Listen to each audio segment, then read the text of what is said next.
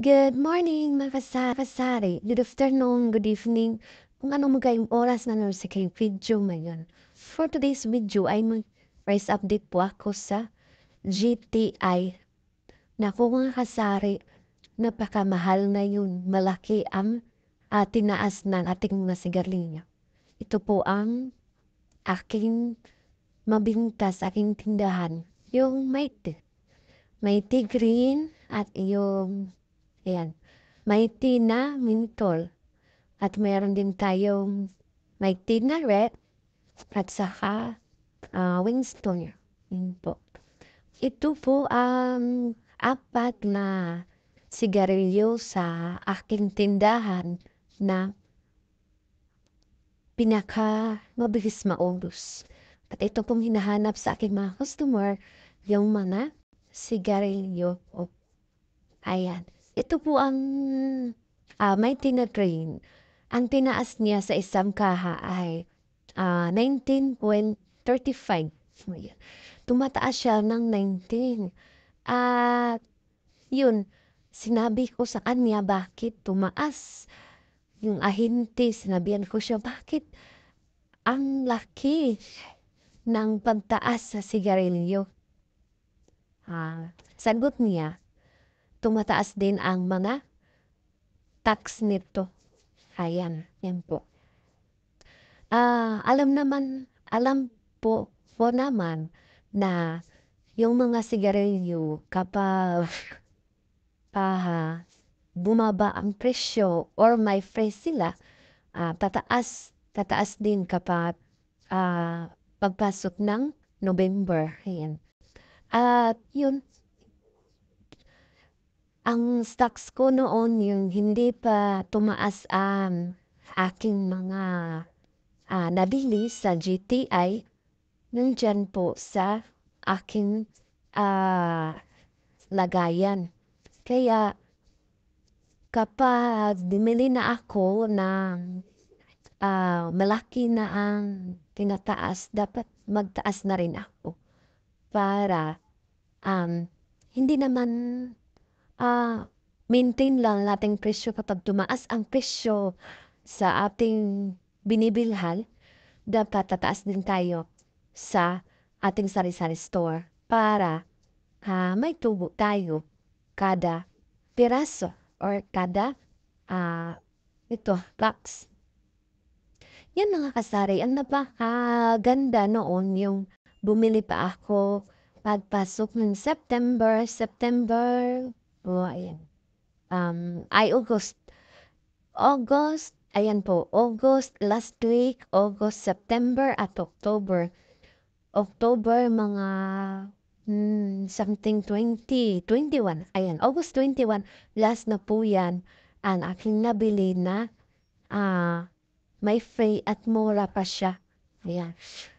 Sa akin, ang isang rain, yan, yung isang box, ay yung isang rain na 10 piraso nito ay binili ko po siya noon ay 1,257. Ngayon, naku po, napakamahal. Ang laki ng pagtaas niya dahil 1,450 sa aming lugar lang yan. Iwan ko lang kung sa inyo ay tumataas pero hindi masyado sa kalakihan sa aking presyo. Dahil kung saan tayo nagtitinda or tumitira, depende lang po yan sa ating ahente. Ayan. Depende lang po yan kung magkano ang presyo nila sa pagbinta sa ating. Kaya mga kasari, noon pa lang, yung August to October, balikan ko 21, bumili ako ng marami. Dahil kahit hindi siya masyado maubos, yung pag bumili tayo ay 15 days. 15 days sila bumabalik. Yan po ang pagbabayad natin sa akin. Sa akin lang po sa GTI. Yan po, 15 days, balik na sila kagad. Binili ko po siya, yung marami ang tubo niya. Dahil mas maganda, hindi, mas ay yung hindi pa malaki ang tubo. Yung 1,257 lang. Ayan po. Yan po bumibili ako ng hindi naman karamihan. Nasa level ko lang yung apat na rin. Yan po. Apat na rin dahil ang free po yan kapag bumili ako ng apat na rin. May free po ako na isang rim at kalahati. Ayan. Isang rim at kalahati. Bali, 15 nitong isang kahan na to ay 15 pieces. Yan. Napakaganda o napakalaking tulong na po yan para kapag tumaas ang presyo niya ay hindi po tayo masyadong maapektuhan or masyadong malugi dahil kapag tumataas ang sigarilyo ngayon ay bali tumaas ng ako ng piso. Ayan. Kapag tulad ko ngayon, bintahan ko dito, ayan, ito ang bintahan ko noon ay bali bumagsak ang presyo niya, yun, ay sabi ng GTI, ibenta ko siya ng 7 per stick. Pero sa aking tindahan, hindi ako nagbenta ng 7 per stick dahil 8 pesos per stick po ang aking binta.